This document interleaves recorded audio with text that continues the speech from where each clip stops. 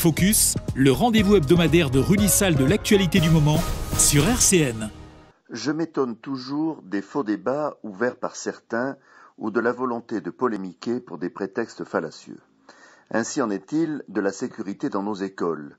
Au lendemain de l'attentat du 14 juillet 2016, chacun a pris conscience de la vulnérabilité de nos sociétés. Nice, le 14 juillet, la prom party, le feu d'artifice, la douceur d'une nuit d'été qui se transforme en tragédie. Qui pouvait imaginer ?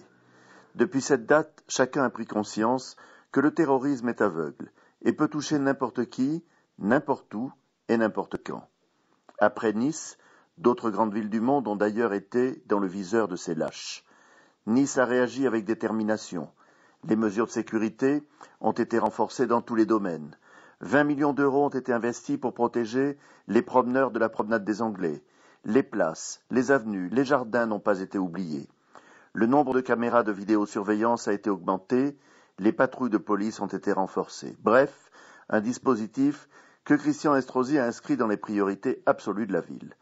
Mais au-delà de ces mesures, il est une autre priorité majeure à nos yeux, la sécurité de nos enfants. C'est ainsi que des vigiles privés ont été positionnés aux entrées des écoles niçoises.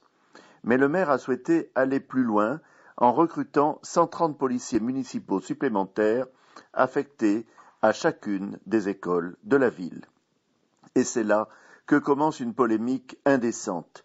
L'ancienne ministre de l'Éducation, Mme Vallaud-Belkacem, s'y était immédiatement engouffrée, estimant que les policiers municipaux allaient traumatiser les enfants.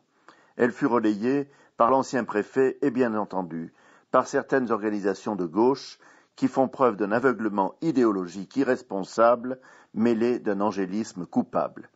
Mais de qui doit-on avoir peur ? D'un policier municipal assurant la protection d'une école ou d'un malfrat cherchant à mettre nos enfants en danger ? La réponse est dans la question. Heureusement, ces temps sont révolus.